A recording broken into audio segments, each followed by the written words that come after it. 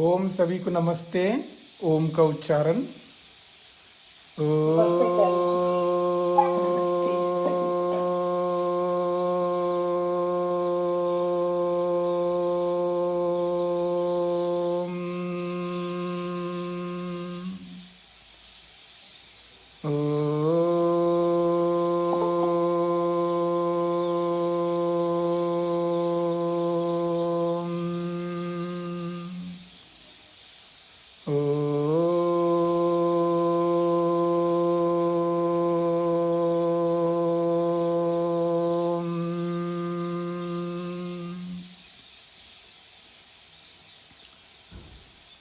वेदांत दर्शन के द्वितीय अध्याय के द्वितीय पाद के 39वें सूत्र तक विचार हुआ है। प्रसंग चल रहा है ईश्वर के साकार स्वरूप को लेकर के। सृष्टिकर्ता परमात्मा साकार नहीं हो सकते। साकार मानने पर बहुत सारे दोष दिखाए। उसी प्रसंग को आगे बढ़ाते हुए आगे कहा जा रहा है, कर्णवत् चेत न भोगादिभ्यः। कर्णवत् चेत न भोगादिभ्यः। यदि ही ईश्वरस्य अधिष्ठानत्वं साकारं कर्णवद् इंद्रियवत् चक्षु आदि इंद्रिय युक्तम चेत कल्प्येत तर्हि। यदि ईश्वर का अधिष्ठानत्व, ईश्वर का जो आधार है इस जगत का, ईश्वर का जो आधारपन है, तो ईश्वरस्य अधिष्ठानत्वं साकारम, ईश्वर का अधिष्ठान जो है, ईश्वर जो आधार बन रहा है वो साकार बन करके आधार बन रहा है। कर्णवत अर्थात इंद्रियवत, कर्ण के समान, कर्ण कहते साधनों को, उसी को खोला है कर्णवत को इंद्रियवत, इंद्री के समान यानी इंद्रियों के समान। वो इंद्री कौन है? चक्षु आदि इंद्रिय युक्तम, जैसे आंख कान आदि जो भी इंद्रियां हैं इनसे युक्त जो साकारवान व्यक्ति होता है वो किसी न किसी पदार्थ का आधार होता है। तो जैसे चक्षु आदि इंद्रियों से युक्त कोई भी व्यक्ति किसी वस्तु का आधार होता है, तो वैसा ही ईश्वर भी साकार है और इस जगत का वो आधार है। ऐसी कोई कल्पना करे तो कहते न युक्तम, ऐसी कल्पना नहीं कर सकते। क्यों? भोगादयः भोग वासना जरा प्रभृतयः दोषाः तत्र प्रसज्येरन्। यदि परमात्मा को साकार अनुभव करेंगे या उसको साकार मानेंगे, जैसे हम सब इस शरीर में आ जाते हैं, हम लोगों को साकार माना जाता है। साकार का मतलब है शरीर के साथ जुड़ा हुआ होने के कारण से, इंद्रियों से युक्त, इंद्रियों वाला होने के कारण से। तो हम सब इंद्रियों वाले हैं, हम सबके पास इंद्रियां हैं, साधन हैं। तो ईश्वर को भी इंद्रियों वाला अगर स्वीकार करो तो दोष आएगा। क्या? भोगादयः, भोग आदि दोष आएंगे। वो भोग आदि क्या हो सकते हैं? एक तो भोग ईश्वर को भी भोगना पड़ेगा, उनको भी भूख लगेगी, प्यास लगेगी, वो भोगेगा, और वासना भी बनेंगी। जब भोग करने वाला भोग करता है तो उसकी वासनाएं भी बनती है। और इंद्रियों वाला है तो जरा, बुढ़ापा भी आएगी, और भी मृत्यु भी हो जाएगी। इस प्रकार के बहुत सारे दोषाः तत्र प्रसज्येरन्। यदि ईश्वर को इंद्रियों वाला मानेंगे तो ये सारे के सारे दोष आएंगे। नहीं कश्चित इंद्रियवान भोगादिभ्य विमुच्यते। एक सिद्धांत है, एक नियम है, कोई भी इंद्रियों वाला, जिनके पास इंद्रियां हैं, कोई भी इंद्रियों वाला व्यक्ति भोग आदि से रहित नहीं हुआ। उनको भोग भोगना ही होता है। कोई ऐसा आप नहीं दिखा सकते इतिहास में और वर्तमान में इंद्रियों वाला है लेकिन वो भोग नहीं कर पाया या भोग नहीं कर सकता। आप राम को ले लो, कृष्ण को ले लो, किसी भी जिसको भी आप भगवान मानते हो, उन सब ने भोग किया है। और भोग किया है तो उनके अंदर वासना भी बनी और उनके अंदर बुढ़ापा भी आई है, इसलिए वो लोग जंगलों में चले गए। श्री कृष्ण भी जंगल में गए, श्री रामचंद्र भी जंगल में गए, पांडव लोग भी जंगल में गए। सब कुछ घर छोड़ करके, गृहस्थ को छोड़ करके जंगल में जाना पड़ा। अर्थात वृद्ध अवस्था आने पर, बुढ़ापा आने पर सब कुछ छोड़ करके जाना ही होता है। तो कोई भी व्यक्ति इंद्रियों वाला होकर भोग आदि से रहित नहीं हो पाया। तस्मात् न एतन मतम सम्यक, इसलिए ईश्वर को इंद्रियों वाला मानना ये उचित नहीं है। और आदि शंकर ने भी यही माना है कि ईश्वर को इंद्रियों वाला नहीं मान सकते। अगर मानोगे तो उसको भी भोग आदि प्राप्त हो जाएंगे, वासनाएं भी प्राप्त हो जाएंगी, इसलिए उसको इंद्रियों वाला नहीं मान सकते। जब इंद्रियों वाला मान नहीं सकते तो फिर वो साकार भी नहीं हो सकता, यही सिद्ध होगा। तो करणवत का मतलब है करणों वाला, करण कहते साधन, तो साधनों वाला अर्थात इंद्रियों वाला होने से। यदि ईश्वर को इंद्रियों वाला मानो तो आधार बन जाएगा संसार का। जैसे हम लोग भी आधार बन जाते हैं ना किसी का, बेटे का आधार बनते हैं, पत्नी पति का आधार बनती है, और पति भी पत्नी का आधार बनता है। सब आधार बनते हैं एक दूसरे के, सब एक दूसरे के आश्रय से रहते हम लोग। हम सब इंद्रियों वाले हैं, तो ईश्वर भी इंद्रियों वाला मानो ईश्वर को, वो भी आधार बन जाएगा इस जगत का, संसार का।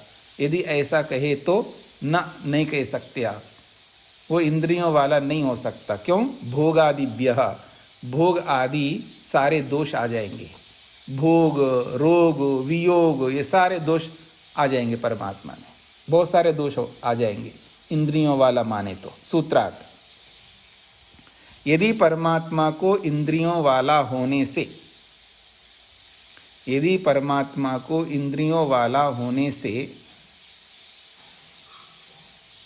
यदि परमात्मा को इंद्रियों वाला होने से साकार माना जाए तो,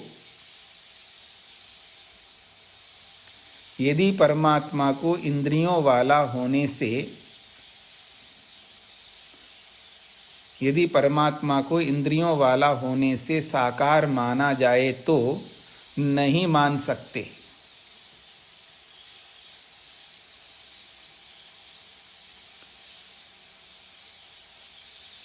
नहीं मान सकते क्योंकि भोग वासना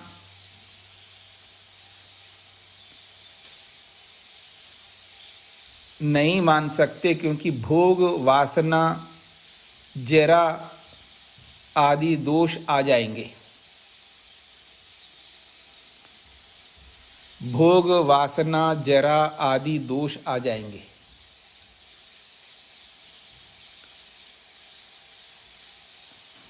यदि परमात्मा को इंद्रियों वाला होने से साकार माना जाए तो नहीं मान सकते क्योंकि भोग वासना जरा आदि दोष आ जाएंगे। इसलिए ईश्वर को साकार नहीं मान सकते। जो भी साकार होगा उनके अंदर ये सारे के सारे दोष आ जाएंगे। इतना ही नहीं, और भी दोष आएंगे। अगले सूत्र में स्पष्ट किया जा रहा है, अंतवत्वम असर्वज्ञता वा का अर्थ है और, यहाँ समुच्चय में है। वा का अर्थ है यहाँ विकल्प नहीं है। वा शब्द दो अर्थों के लिए प्रमुख रूप से आता है। एक तो विकल्प को बताने के लिए भी वा आता है, और एक समुच्चय अर्थात और अर्थ को कहने के लिए भी आता है। तो यहाँ वा का मतलब है और भी दोष आएंगे। क्या?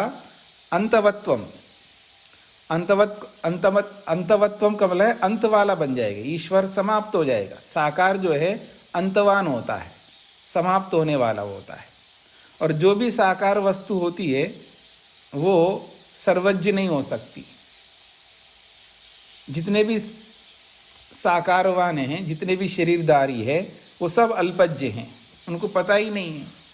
और सबसे बड़ा उदाहरण देखिएगा, मर्यादा पुरुषोत्तम श्री रामचंद्र को ये नहीं पता लगा कि सीता कहाँ चली गई। ढूंढते रहे, भटकते रहे वनों में, पहाड़ों में, पता नहीं। और वाल्मीकि ने तो यहाँ तक लिखा है, वृक्षों से, नदियों से पूछने लगे, बताओ कहाँ है सीता। समझ रहे ना मेरी बात को? तो सर्वज्ञ नहीं हो सकता, साकारवान जो भी होगा वो सर्वज्ञ नहीं हो सकता। सर्वज्ञ होगा तो उसको पहले से पता लगता है ना कहाँ गए। और तो और वो ले नहीं जा सकता कोई, उसको पहले से पता है, सर्वज्ञ है। कोई ले जाने के लिए आएगा तो उसको रोकेगा ना। भगवान हो तुम, रोक सकते हो? तुमको सब कुछ पहले से पता है ना, क्यों ले जाने दिया? और ले भी गया किसी कारण से तो आपको पता लगना चाहिए था कहाँ लेके गए, इतना परेशान क्यों हुए? तो ये सब साकारवान व्यक्ति जो होते हैं वो सब सर्वज्ञ नहीं हो सकती, इसलिए कहा असर्वज्ञता। असर्वज्ञता की सिद्धि हो जाएगी यदि साकार मानोगे भगवान को। अंत वाला माना जाएगा और असर्वज्ञ वाला माना जाएगा।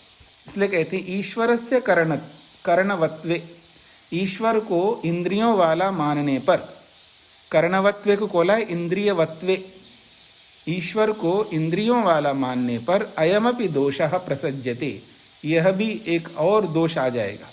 यत् स ईश्वर अंतवान, क्योंकि अगर वो इंद्रियों वाला मानोगे तो यत् सह ईश्वर अंतवान, वो ईश्वर अंत वाला बन जाएगा, अर्थात विनाशवान, विनाश वाला हो जाएगा, अर्थात उसका विनाश होगा।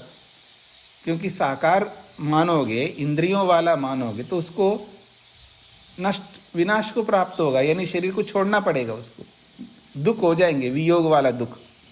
तो विनाशवान होता है साकार वस्तु। और अवधिमान, उसकी अवधि होती है, सीमा होती है, लगातार उसी शरीर में नहीं रह सकता वो, उसको मरना पड़ेगा, अवधि वाला हो जाएगा। तो विनाशवान अवधिमान स्यात्, वो विनाश वाला और सीमा वाला बन जाएगा। असर्वज्ञश्च संपद्येत, असर्वज्ञ च संपद्येत, और वो असर्वज्ञ बन जाएगा, सर्वज्ञ नहीं रह पाएगा। तथा भूत ईश्वरो न सृष्टि रचने समर्थो भवितुम मर्रेत बहुतुम हरहेत। कहते हैं तथा भूत ईश्वर, जो अंतवान है और असर्वज्ञ है, ऐसे स्वरूप वाला ईश्वर सृष्टि के रचने में असमर्थ हो सकता है। असमर्थो भवितुम अर्हेत, वो असमर्थ हो जाएगा, क्योंकि असर्वज्ञ ईश्वर, अंत वाला ईश्वर कैसे सृष्टि को बना पाएगा? नहीं जीवात्मानाम कर्माणि जानियात, और अंत वाला है और असर्वज्ञ है तो जीवात्माओं के कर्मों को जानेगा कैसे? सभी जीवात्माओं के कर्मों को जानने के लिए उसको सर्वज्ञ बनना पड़ेगा। तो इसलिए कह रहे हैं नहीं जीवात्मानाम कर्माणि जानियात, वो जीवात्माओं के कर्मों को जान नहीं पाएगा। पुनः तान कर्मफलानि तो कथम भोजयेत, जब कर्मों को ही नहीं जान पाएगा असर्वज्ञ के कारण से, तो उन कर्मों के फलों को भी कैसे भुगवाएगा आत्माओं से? नहीं कर पाएगा, तो बहुत सारे दोष आएंगे। इसलिए उसको साकारवान या इंद्रियों वाला नहीं मान सकते। सूत्रार्थ, और यदि परमात्मा को इंद्रियों वाला स्वीकार किया जाए, और यदि परमात्मा को इंद्रियों वाला स्वीकार किए जाएं तो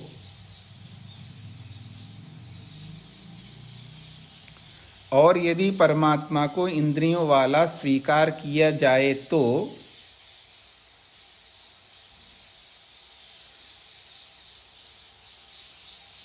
अंत वाला, सीमा वाला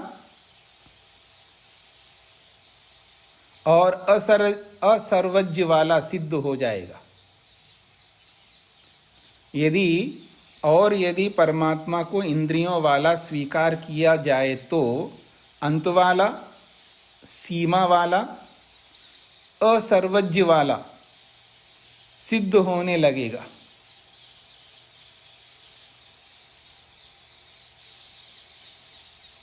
अंत वाला, सीमा वाला, असर्वज्य वाला सिद्ध होने लगेगा।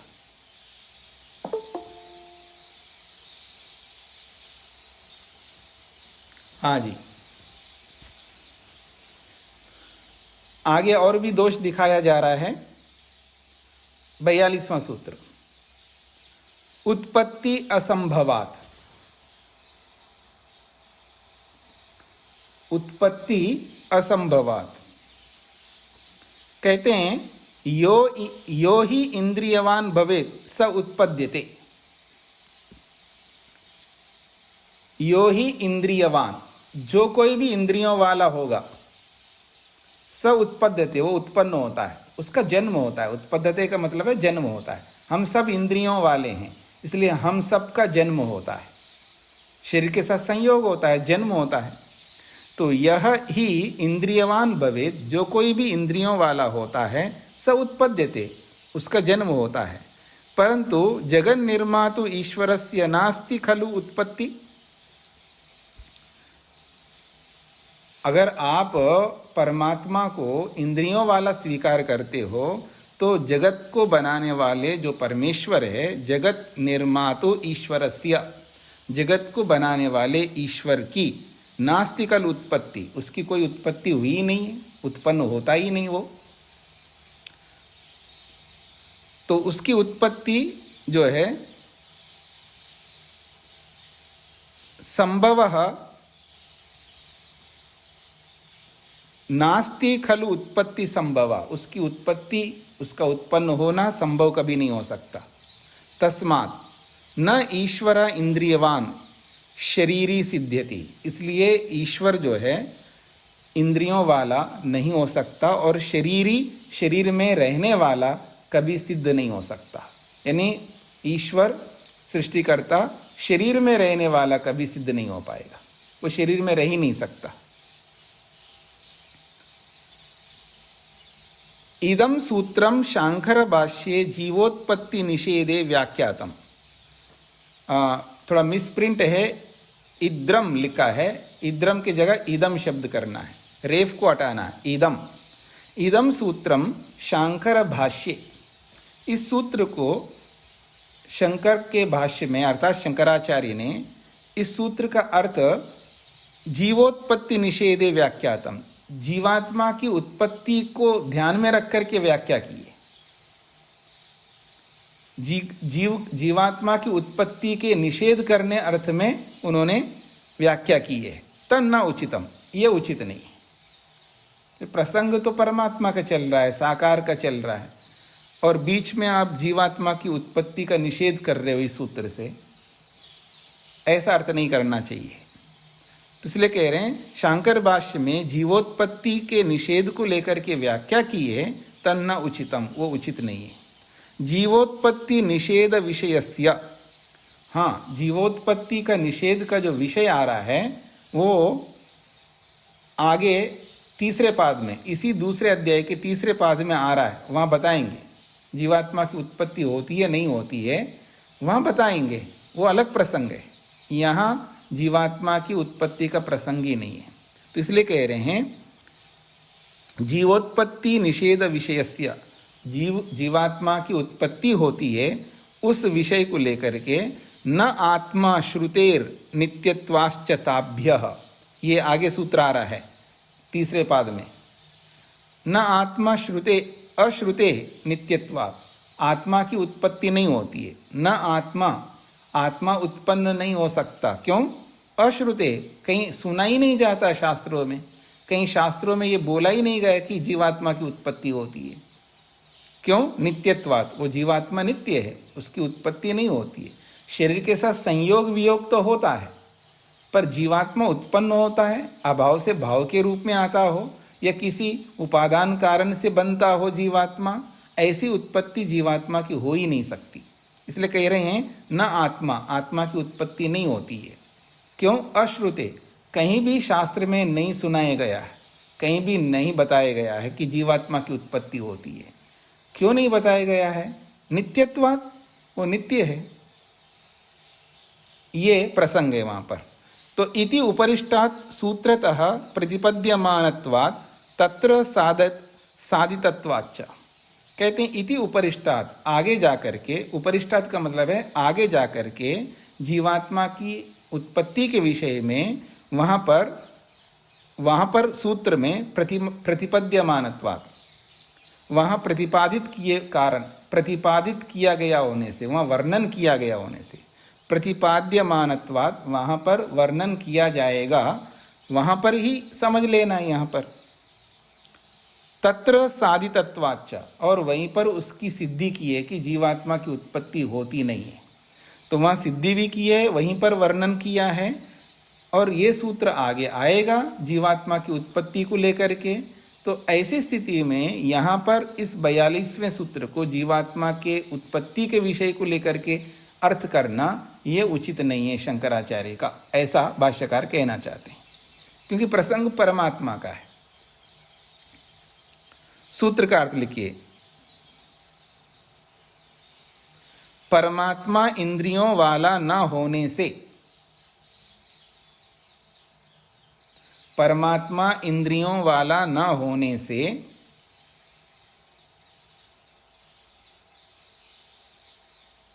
परमात्मा इंद्रियों वाला न होने से उसकी उत्पत्ति असंभव है। परमात्मा इंद्रियों वाला न होने से उसकी उत्पत्ति असंभव है।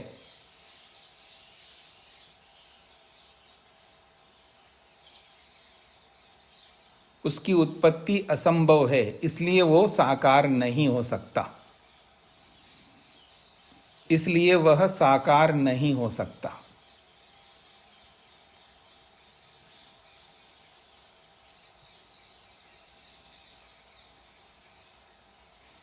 परमात्मा इंद्रियों वाला न होने से उसकी उत्पत्ति असंभव है, इसलिए वो साकार वाला नहीं हो सकता।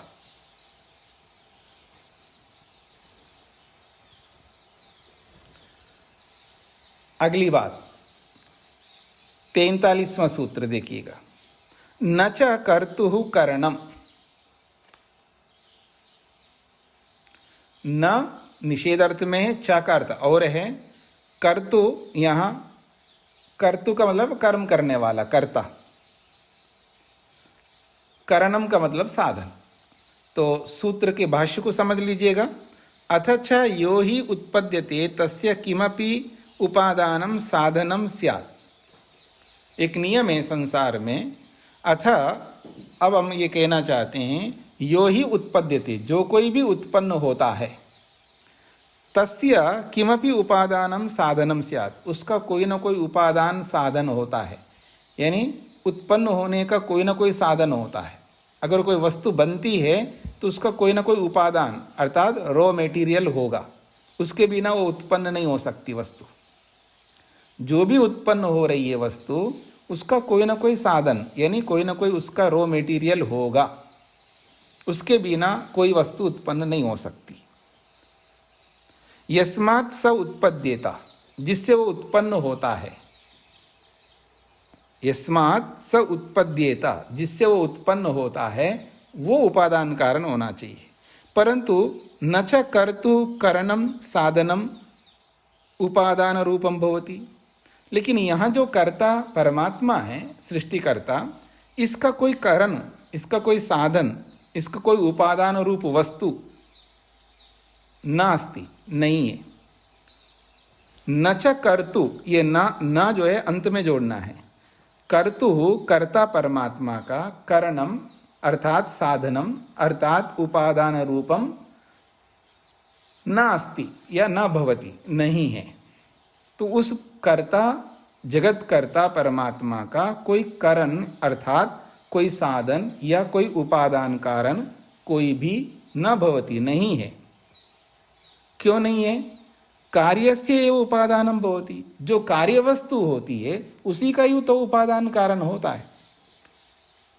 और जो परमात्मा तो कार्य तो है ही नहीं है, उत्पन्न होता ही नहीं है तो कार्य ही नहीं है, कार्य नहीं है तो उसका उपादान भी नहीं होगा। तदुक्तम, इस बात को लेकर के कहा ही है उपनिषद में, न तस्य कार्यम करणम च विद्यते, न तस्य कार्यम करणम च विद्यते, तस्य उस परमात्मा का कार्य कोई नहीं है। अर्थात परमात्मा से कोई वस्तु उत्पन्न होती हो, कोई कार्य बनता हो, परमात्मा कोई उपादान कारण बनता हो, ऐसा भी नहीं है। और न करणम च विद्यते, और न ही परमात्मा का कोई साधन, कोई उपादान कारण है।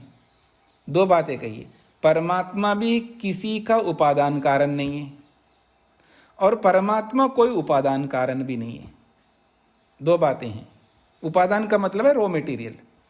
परमात्मा किसी का रॉ मटेरियल हो, यानी परमात्मा से कोई वस्तु बनती हो, परमात्मा वो रॉ मटेरियल के रूप में रहेगा और उससे बनी हुई वस्तुएं जो है उसके कार्य हो, ऐसा नहीं है। इसलिए कहे न तस्य कार्यम, उस परमात्मा का कोई कार्य नहीं है।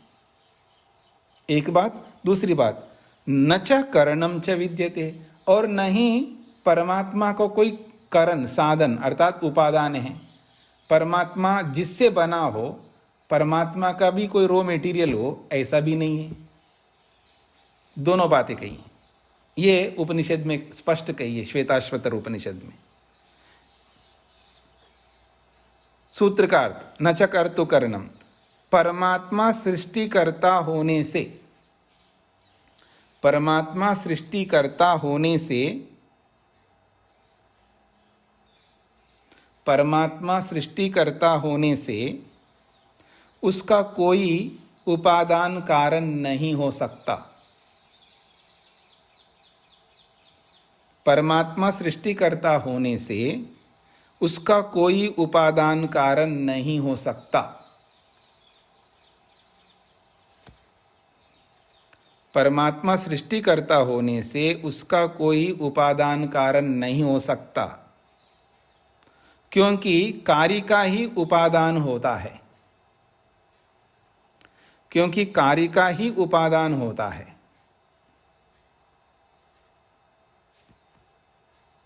क्योंकि कार्य का ही उपादान होता है और परमात्मा उपादान, परमात्मा कार्य तो है ही नहीं।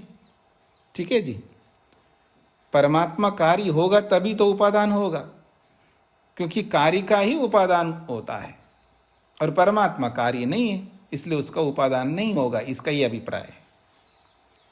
सूत्र का अर्थ इतना ही है, परमात्मा सृष्टिकर्ता होने से उसका कोई उपादान कारण नहीं हो सकता, क्योंकि कार्य का ही उपादान होता है। बस इतना ही। अगली बात, विज्ञानादि भावे व तदप्रतिषेधः। विज्ञानादि भावे व तदप्रतिषेध, इस सूत्र के अर्थ को बाद में समझते हैं, पहले भाष्य को देखिएगा। विज्ञानस्य आदि कारणे च तस्मिन् ईश्वरे खलु उत्पत्ति असंभवः। विज्ञानस्य आदि कारणे, विज्ञान का आदि कारण, विज्ञान कहते हैं चेतनत्व का। विज्ञान शब्द का अर्थ यहाँ चेतनत्व लेना है, चेतनता का। विज्ञानस्य आदि कारणे, चेतनता का आदि कारण में,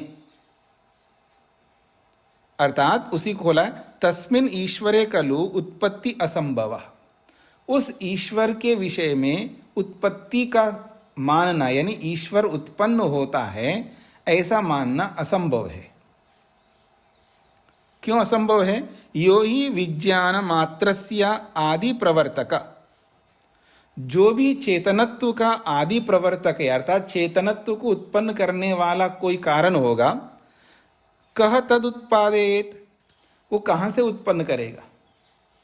अगर चेतनत्व को उत्पन्न करने, यानी परमात्मा को उत्पन्न करना है, परमात्मा उत्पन्न होता है, परमात्मा तो चेतन है, तो अगर परमात्मा उत्पन्न होता है, अगर ऐसा आप मानते हैं, परमात्मा की उत्पत्ति होती है ऐसा मानते हैं, तो परमात्मा तो एक चेतन वस्तु है, तो उस चेतनत्व को, उस चेतन परमात्मा को उत्पन्न करने वाला कोई कारण होना चाहिए। वो कौन होगा? इसलिए कह रहे हैं कह तम उत्पादयेत, उस चेतन परमात्मा को कौन उत्पन्न करेगा? नहीं ततो अधिकम उत्पादन विज्ञानम अन्यस्मिन विद्यते, एक बहुत बड़ी बात कही है, न ही ततः उस परमात्मा से, अधिकम उस परमात्मा से अधिक, उत्पादनम उस परमात्मा से अधिक कोई उत्पन्न करने का, विज्ञानम कोई विज्ञान है, कोई चेतन तत्व है, परमात्मा से बढ़कर कोई और चेतन हो तभी तो परमात्मा रूपी चेतन को उत्पन्न कर सकता है ना। इस बात को समझने का प्रयत्न करिएगा। एक इंजीनियर है, बहुत ज़्यादा उसके अंदर वो विज्ञान है, तो वो किसी दूसरे इंजीनियर को उत्पन्न कर सकता है। एक बहुत बड़ा डॉक्टर है, वो मेहनत करके किसी और को डॉक्टर बना सकता है। डॉक्टर को बनाएगा, इंजीनियर को बनाएगा। एक सामान्य नियम है ना, अध्यापक को बना सकता है, पिता पुत्र को बना सकता है, जैसे बनाते हैं लोग। तो परमात्मा उत्पन्न होता है, तो परमात्मा उत्पन्न होने वाला कौन है? वो चेतन है ना परमात्मा। ऐसे चेतन रूप परमात्मा को उत्पन्न करने वाला वो परमात्मा से अधिक चेतन वाला होगा, परमात्मा से अधिक जानकार वाला होगा, परमात्मा से वो बड़ा होना पड़ेगा उसको। वो कौन है दिखाइए ना, वो कौन है जिससे परमात्मा उत्पन्न होता है? ये प्रसंग है यहाँ पर। तो ये कहना चाह रहे हैं, नहीं ततो अधिकम उत्पादन विज्ञानम, उस परमात्मा से अधिक उत्पन्न करने का जो विज्ञान है वो है यस्मिन, जिसमें, यस्मिन विद्यते, उस परमात्मा से अधिक विज्ञानों से युक्त कोई वस्तु हो जिसके अंदर ये सामर्थ्य हो, ऐसे न विद्यते, है ही नहीं संसार में, कहीं पर दिख ही नहीं रहा है। यो ही तम ईश्वरम उत्पादयत, जो वो होकर उस ईश्वर को उत्पन्न कर सके, यानी उस ईश्वर से अधिक विज्ञान जिसमें हो, ऐसी कोई वस्तु हो, वो वस्तु ईश्वर को उत्पन्न कर सके, ऐसा कोई दुनिया में नहीं है। तो ये पंक्तियों को थोड़ा समझने का प्रयत्न करिएगा। विज्ञानस्य आदि कारणे, यहां से दोबारा देखना है आपको, विज्ञान का आदि कारण को मानने में। तो यह विज्ञान का मतलब है चेतनत्व। प्रसंग है चेतन परमात्मा को उत्पन्न करने की परिस्थिति आ रही है, क्योंकि परमात्मा उत्पन्न होता है, क्योंकि साकार मान रहे हो ना परमात्मा, तो उत्पन्न होता है। वो उत्पन्न होता है का मतलब है चेतन परमात्मा को उत्पन्न अगर मानना है तो उस चेतनत्व को उत्पन्न करने का जो कारण होगा वो कौन होगा? वो परमात्मा से अधिक चेतन वाला होगा, अधिक ज्ञान वाला होगा, और परमात्मा की शक्तियों से अधिक शक्तिमान होगा। जितने परमात्मा में क्वालिटीज होंगे उन सबसे अधिक क्वालिटीज उसके अंदर होना चाहिए, तभी जाकर के उत्पन्न करेगा ना इतने बड़े परमात्मा को। यदि परमात्मा उत्पन्न होता है ऐसा मानते हो आप, तो ये कहना चाह रहे हैं तस्मिन ईश्वरे खलु उत्पत्ति असंभव, पर उस ईश्वर के संदर्भ में आप जो ये मान रहे हो तो उसकी उत्पत्ति होना ही संभव नहीं है। क्यों? यो ही विज्ञान मात्रस्य आदि प्रवर्तक, इस चेतन तत्व रूपी परमात्मा को उत्पन्न करने वाला जो आदि तत्व होगा, उसको उत्पन्न करने वाला प्रवर्तक होगा, वो कह तम उत्पादित, वो कौन है जो परमात्मा से पहले विराजमान हो और परमात्मा से पहले विराजमान होकर के उसको उत्पन्न कर रहा है। कह तम उत्पादित, कौन है वो जिस परमात्मा को उत्पन्न कर सके? क्यों? नहीं ततो अधिकम उत्पादन विज्ञानम यस्मिन विद्यते, उस परमात्मा से अधिक विज्ञान, उस परमात्मा से अधिक चेतनत्व जिसमें विराजमान हो, यो ही तम ईश्वरम उत्पादित, जो कि उस ईश्वर को, इस सृष्टिकर्ता को उत्पन्न करने का सामर्थ्य रखता हो। उक्तम तदपि, और इस बात को लेकर के तो उपनिषदकार कहते ही स्वाभाविकी ज्ञान बल क्रिया च, परमात्मा में जो ज्ञान है, उसका जो सामर्थ्य है, उसकी जो शक्तियां हैं, वो स्वाभाविक है, पहले से विराजमान है। जिसका ज्ञान, जिसकी सारी शक्तियां स्वाभाविक हैं, उसको कौन उत्पन्न कर सकता है? उसको तो कोई उत्पन्न कर ही नहीं सकता। और मान भी लेते थोड़ी देर के लिए परमात्मा कोई उत्पन्न करता है, तो परमात्मा जो चेतन है उससे अधिक चेतनवान होना पड़ेगा, उससे अधिक सामर्थ्य वाला होगा। वो कौन है बताइए? वो तो दिख ही नहीं रहा कहीं पर। तस्मात् तस्य निराकारस्य जगत कर्तु अप्रतिषेध तस्मात् इसलिए कहते हैं तस्य निराकारस्य जगत कर्तु, उस निराकार जगत कर्ता का अप्रतिषेध अर्थात प्रतिषेध नहीं हो सकता, उस परमात्मा का प्रतिषेध यानी निषेध नहीं हो सकता, अर्थात वो निराकार है, इसका निषेध नहीं हो सकता। उसी को बोला है न प्रतिषेध, उस निराकार परमात्मा का खंडन कोई नहीं कर सकता कि ये निराकार नहीं है, ऐसा खंडन कोई नहीं कर सकता। या खलु वैदिक ही ईश्वर स्वीक्रियते, जो वैदिक सिद्धांतों को मानने वाले लोग जिस ईश्वर को स्वीकार करते हैं, ऐसे ईश्वर का कोई भी निषेध खंडन नहीं कर सकता, अर्थात ये निराकार नहीं है ऐसा खंडन कोई नहीं कर सकता, ऐसा समझना है। तो सूत्र का अर्थ आप समझ लीजिएगा, विज्ञानादि भावे व तद अप्रतिषेध, परमात्मा का उत्पन्न होना असंभव है। लिखिए, परमात्मा का उत्पन्न होना असंभव है।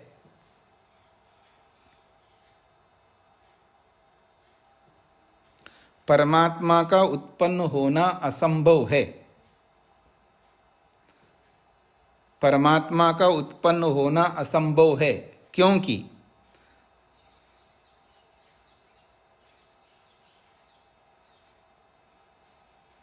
क्योंकि परमात्मा में जो चेतनत्व को उत्पन्न करने वाला,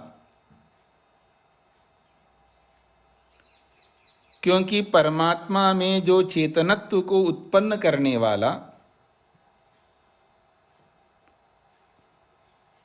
परमात्मा में जो चेतनत्व को उत्पन्न करने वाला आदि प्रवर्तक,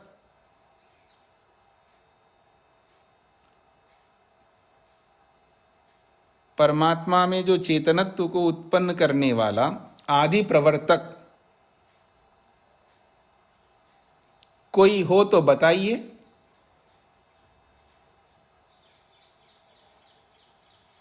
परमात्मा में जो चेतनत्व को उत्पन्न करने वाला आदि प्रवर्तक कोई हो तो बताइए।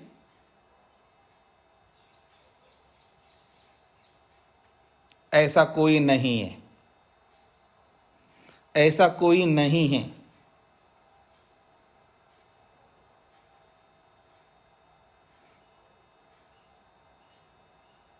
ऐसा कोई नहीं है। इसलिए निराकार जगत कर्ता का, इसलिए निराकार जगत कर्ता का खंडन कोई नहीं कर सकता। इसलिए निराकार जगत कर्ता का खंडन कोई नहीं कर सकता।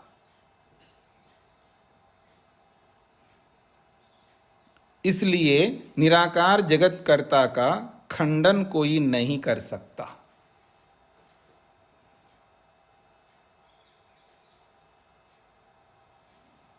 परमात्मा का उत्पन्न होना असंभव है, क्योंकि परमात्मा में जो चेतनत्व को उत्पन्न करने वाला आदि प्रवर्तक कोई हो तो बताइए।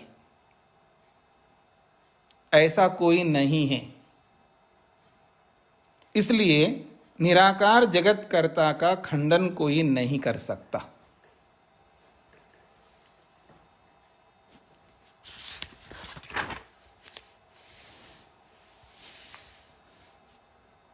इस पाद का अंतिम सूत्र है विप्रतिषेधाच्च। विप्रतिषेधाच्च,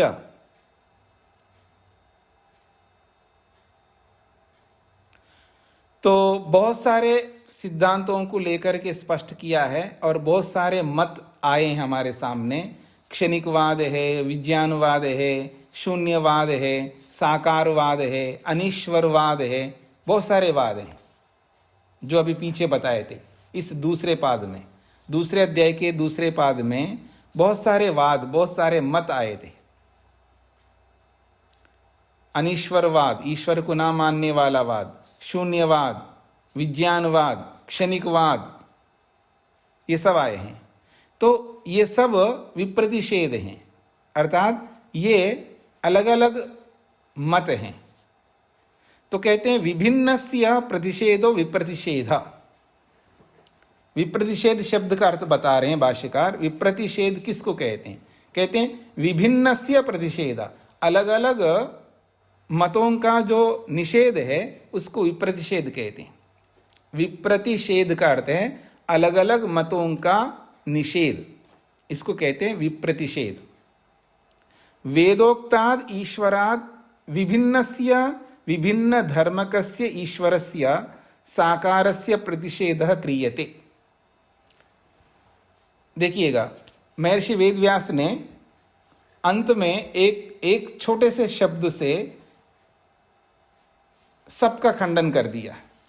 वो कहते हैं वेदोक्ताद ईश्वराद, वेदोक्त ईश्वर से, विभिन्नस्य अलग, वेदोक्त ईश्वर से भिन्न, विभिन्न धर्मकस्य ईश्वरस्य अलग अलग धर्मों वाले ईश्वर का, जैसे कि साकार है ऐसा मानना, और अलग अलग जो मत है, अनीश्वरवाद है, शून्यवाद है, उन सब का प्रतिषेध क्रियते, उन सब का खंडन किया जाता है, उन सब का निषेध किया जाता है। यानी वो सारे के सारे मत जो है वो उचित नहीं है। क्यों? अज एक पात, परमात्मा कैसा है जी? अज एक पात, यजुर्वेद में आता है वो अजन्मा है, कभी उत्पन्न नहीं होता है। अकायम, अव्रणम, अस्नावीरम, उसका कोई शरीर नहीं होता है। अव्रणम, जब शरीर ही नहीं होता है उसके अंदर व्रण कहाँ से आएंगे? व्रण का मतलब है जैसे चोट खाने से या शरीर के अंदर घाव होते हैं ना, अलग अलग घाव होते हैं, ऐसा व्रण नहीं होता है। अस्नावीरम, उसके अंदर नस नाड़ियाँ भी नहीं होते हैं। शरीर ही नहीं है तो नस नाड़ियाँ नहीं होंगे, व्रण नहीं होंगे, शरीर नहीं है, इसलिए बहुत सारी चीज़ें उसके अंदर नहीं हो सकते। इसलिए ईश्वर को शरीर रहित, व्रणों से रहित, नस नाड़ियों से रहित माना है वेद ने। और अपानी पादो जवनो ग्रहीता, उसके पाँव नहीं है लेकिन सबसे तेज दौड़ता है, उसके हाथ नहीं है लेकिन बिना हाथ के इतने बड़े संसार को बनाता है, ये बताया जा रहा है। तस्मा जगत कर्ता न उत्पत्तिमान न शरीरवान, इसलिए जगत कर्ता न तो उत्पन्न होने वाला है और न शरीर वाला है, न इंद्रियवान, न इंद्रियों वाला है, न च आकारवान, न उसकी कोई आकृति है। इति सिद्धम, ये सारी बातें सिद्ध हो जाती हैं। तो विप्रतिषेधात का मतलब हो गया वेदोक्त धर्म से भिन्न जितने भी साकार आदि मत हैं ईश्वर के संदर्भ में, उन सब का खंडन हो जाता है। यहां पर सूत्रार्थ लिखिएगा, विप्रतिषेधात च वेदोक्त परमात्मा से भिन्न, वेदोक्त परमात्मा से भिन्न साकार वाले ईश्वर का खंडन होने से, वेदोक्त परमात्मा से भिन्न साकार वाले ईश्वर का खंडन होने से, खंडन या निषेध दोनों लिख सकते, खंडन अथवा निषेध होने से, वेदोक्त परमात्मा से भिन्न साकार वाले ईश्वर का निषेध या खंडन होने से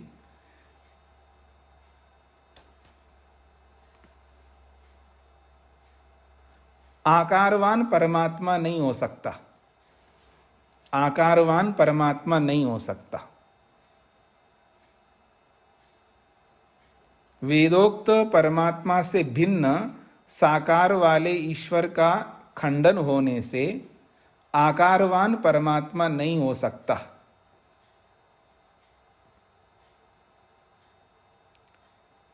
और इसी से सभी प्रकार के वादों का खंडन हो जाता है, और इसी से सब प्रकार के वादों का खंडन होता है।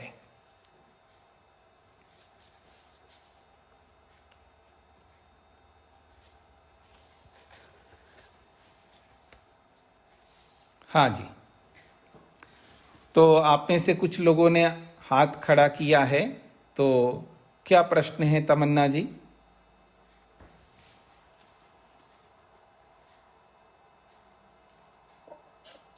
स्वामी जी लगता है गलती से हो गया, सॉरी। हाँ जी।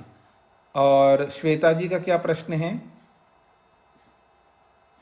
नमस्ते स्वामी जी। जी यहाँ के सूत्र, आज के सूत्र में जो उपादान का, कार्य का उपादान नहीं है, तो उसका, उसमें कार्य को क्या लेंगे स्वामी जी? कार्य का मतलब जैसे जगत, जगत कार्य है, शरीर कार्य है। कार्य का मतलब है जो जिसको बनाया जाता है। प्रोडक्ट जो होता है ना, प्रोडक्ट को कार्य कहते हैं। जो भी प्रोडक्ट बन करके हमारे सामने आता है उसी को कार्य कहते हैं। और उस वो प्रोडक्ट जिससे बनता है, रॉ मटेरियल, उसको उपादान कहते हैं। जी।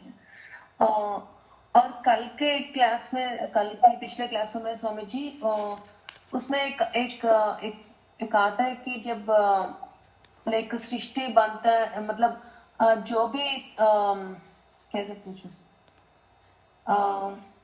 ठीक है स्वामी जी, मैं फिर से पूछती हूँ क्वेश्चन अच्छे से फॉर्म करके। जी जी जी, हाँ। बाकी किसी को कोई प्रश्न पूछना हो तो पूछिएगा।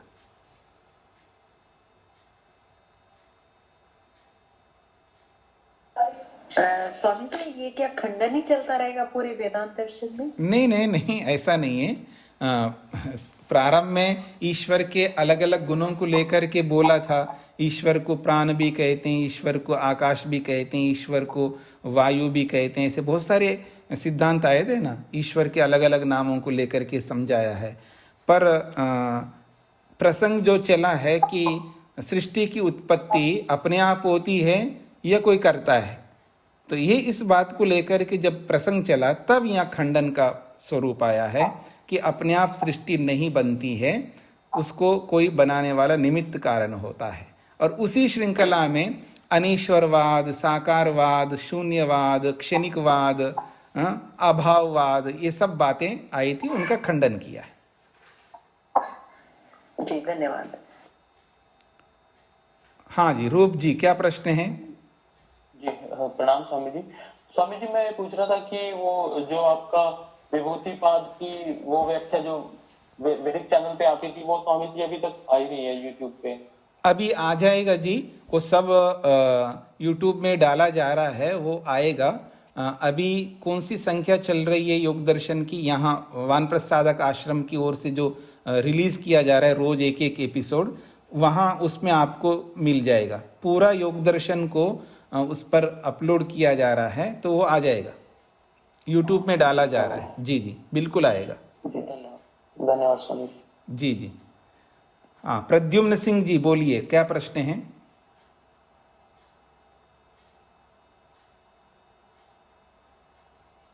नमस्ते स्वामी जी। जी स्वामी जी, क्षणिकवाद पे बात हो रही थी, तो ये क्षणिकवाद पे तो जैसे कोई हमें दुख हुआ या कोई दर्द हुआ या कोई किसी भी तरह की घटना हुई, तो ये तो उसी समय नष्ट हो जाता है जैसे, और ऐसे बहुत सी चीजें हैं संसार में जो क्षणिक में नष्ट हो जाती है पूरी तरह। नहीं, पहले सिद्धांत को समझ ले। क्षणिक का मतलब है जैसे हमें दुख होता है, थोड़ी देर के बाद दुख चला जाता है, इसको क्षणिक नहीं कह सकते। क्षणिक का मतलब है, सिद्धांत है कि एक क्षण में उत्पन्न होती है वस्तु और अगले क्षण में नहीं रहती वो, फिर अगले क्षण में नई वस्तु होती है। ये सिद्धांत है। केवल क्षण का मतलब क्षण, समय का जो सबसे कम पार्ट होगा, सबसे कम टाइम का जो होगा, उसको क्षण मान लीजिए, जिसको भी आप माने। चाहे आप मिनट को मानो, मिनट तो बहुत लंबा होता है, एक सेकंड को मान लीजिएगा, तो एक सेकंड में वस्तु उत्पन्न होती है, अगले सेकंड में वो समाप्त होती है, अगले सेकंड में वो नई वस्तु आती है। ये जो सिद्धांत है, इसको ध्यान में रख करके खंडन किया गया है। तो ये क्षणिकवाद का सिद्धांत फिर संसार में और कहाँ कहाँ पर लागू हम देख सकते हैं इसको? लागू कहीं नहीं होता है, ये तो लोगों की मान्यता है। अच्छा, जैसे अलग अलग मान्यता बना दी है। अलग अलग मान्यता। जी अच्छा, और दूसरा अंतिम प्रश्न ये था स्वामी जी कि ये जो हम चर्चा कर रहे हैं, तो यहाँ बार बार जो पूर्व पक्षी और जो सामने कॉम्पिटिटिव है, वो बार बार ईश्वर पे प्रश्न चिन्ह लगा रहा है। कभी उनको जड़ बोलता है, कभी साकार बोलता है। तो ये हम पूरे वेदांत में केवल ईश्वर की सिद्धि इसी तरह से होती रहेगी, या हम कुछ, क्योंकि हम कई पढ़ते हैं तो वेदांत के बहुत सारे रेफरेंस भी दिए जाते हैं, तो ऐसी कोई चीज अभी मतलब आई नहीं जैसे बार बार? जी जी आएगा। आप पीछे तो प्रारंभ में आपने ईश्वर के विभिन्न गुणों को लेकर के समझने का प्रयास किया ही है, आगे भी आएगा विशेष। अभी जैसा कि अभी प्रश्न किया था उसका समाधान मैंने किया था कि सृष्टि की उत्पत्ति अपने आप होती है या कोई निमित्त है, उस प्रसंग में ये सारी बातें आ गई, उस सबका खंडन कर दिया। फिर नया नया प्रसंग आता रहेगा और बीच बीच में खंडन का भी आता रहेगा, ये तो चलता रहेगा। और आगे ईश्वर की सिद्धि, जैसे पीछे भी आया था ईश्वर कहाँ मिलता है शरीर के अंदर, वो भी अच्छे अच्छे प्रसंग आए।